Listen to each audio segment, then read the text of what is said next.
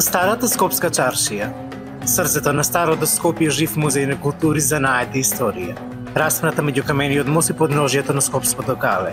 Ова чаршија е една од најстарите најубаво сочувани на Балканот. Низините тесни калдермисани улички се уште декнуваат од чекорите на мајстори кои со векови ги негуваат традиционалните занаети. Кујунџи, ќурчи, казанџи, грнчари, калајџи. Секој дуќан крие приказна. Секој чекан и удар е дел од наследството што се пренесува од колено на колено.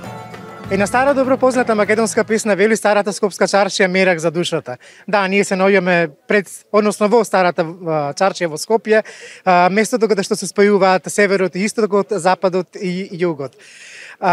Можам да кажам дека е прекрасна атмосферата и секогаш е преубаво да си на ова место, токму затоа што Скопската чаршија има издржано два земјотреси, еден во 1555 година, другиот во 1963 година, разорни, меѓутоа таа успеа да опстане ни сите овие години, поточно векови.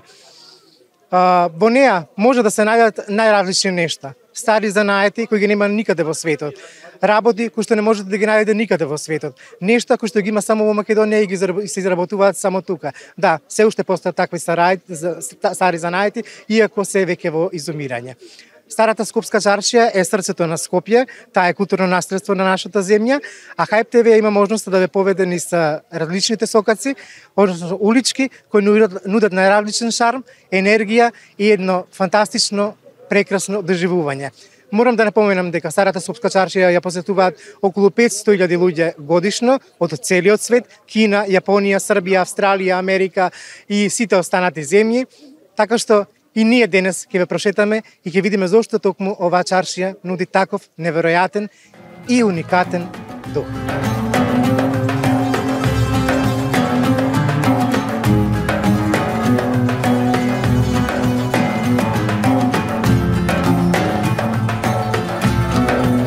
Чаршијата не е позната само по старите градби, туку и по рачно изработените облики кои представуваат вистинско богатство на македонската традиција. Во малите дуќани, задрвените врати, старите излози, мајсторите и мајсторките денес шијат со иста страст како и нивните предци. Рачно везени кошули, бонни неглеци, народни носи со бисери и срма. Секој предмет е уникатен, создаден со топлина и љубов. Старите кројачи користат техники кои се пренесувале со генерации, а секој бот има своја приказна. Како оди работата од денешна перспектива? Па денеска работата малце по-трудно. Не иде како што беше. Од пандемијата навака почна да се развија нешто туризмот кај нас. Имаше доста гости, али ова лето послабо беше. Има многу работи кои во чаршијата треба да се работат малце. Старите занаети више изгубија. Ретко некој од нашите што купува овие работи. Ние работиме опишно народна ноќ за сите национални тука работи. Дали ова се рачно изработено? Све е рачно изработено, освен некои работи што се стари и сега не се работат, тие ги изнајмуваме, ги продаваат луѓето стари работи. Иначе другото, овие моделите, само син ми ги работи сите, пошто заврши школа, факултет во Тирана и се занимава со овие работи, без работа беше така. Дали странците се заинтересирани за вакви работи, кои навистина имаат огромна вредност, бидејќи и се работени рачно, меѓутоа и представуваат одредена символика на еден народ? Странците се интересираат, ама годинава имаше повише странци од Кина, а овие работи во Кина се ситница за нив. Ти, да речеме, овие работи се работат во Кина, а ние сега тука да им кажеме на кинезите дека еве што правиме, тие де се наши изработки. Ташните овие работи, ситни работи. Све кинеско, бижутеријата од таа. Ама нашите повише доаѓаат овие странците кои се иселени, емиграција доаѓа, и тие се интересираат да најдат нешто што личи на македонско, на албанско, на турско, на босанско ниво. Препоставувам дека имате од сите националности народи облека. Што ви е вака вас лично неомилено? Омилено е кога се облекуваат луѓето по старите традиции. Да речеме, тука имаме некои работи кои не се работуваат се кај нас. Овие се носат во Западна Македонија, во Река, и се направени пред 30-40 години. Таму се везат, претпоставувам. Да, само се везе се постава. Све има многу работи везани со Срба, со тие работи, што се денеска се изгубени.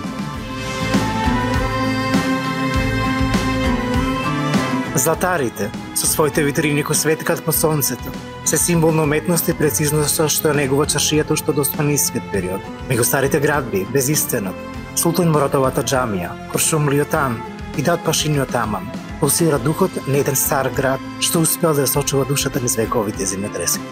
Старите занаети се во изумирање, меѓутоа вие сте еден од наследниците кој што изработува и се уште се држи до техниката на изработка на злато кое е рачно изработено.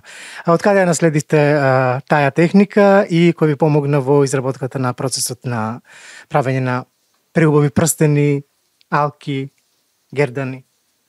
Значи, јас сум наследник на татко ми. Татко ми као познат и дуќанот, насловот на дуќанот е Джелјо, познат мајстор Джелјо.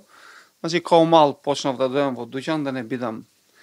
Тоа време беше, нели, и сега е прилично да не бидеме по улици као мали. Татко ми не викаше секој ден да дојдеме, демек да му помогнеме, демек му требаме и така почнав да се заљубам во занаетот.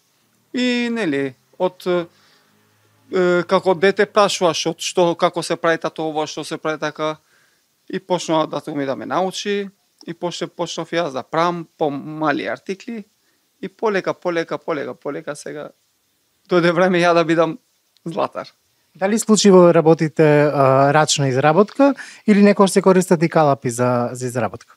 Моментално, последно време, значи ние сме познати филигранисти, така да работиме рачно, али 90% више дојде све технологија, све техника, све калап.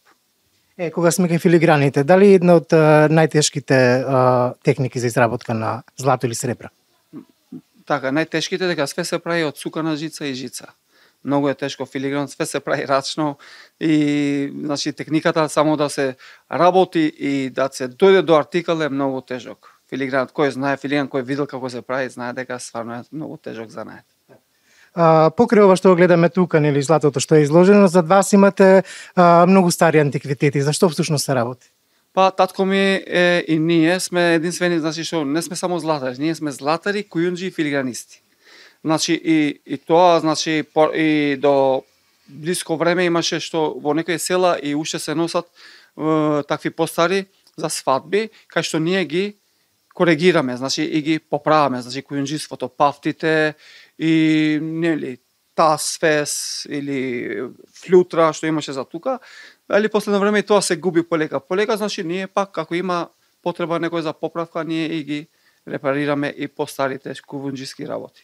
Покрај златото што ги имате, нели кажав, оно што е најново продуцирано од кај вас, дали странците имаат интерес за откуп, односно за купување на стари работи, како што се вие позади вас, или баш рачна изработка?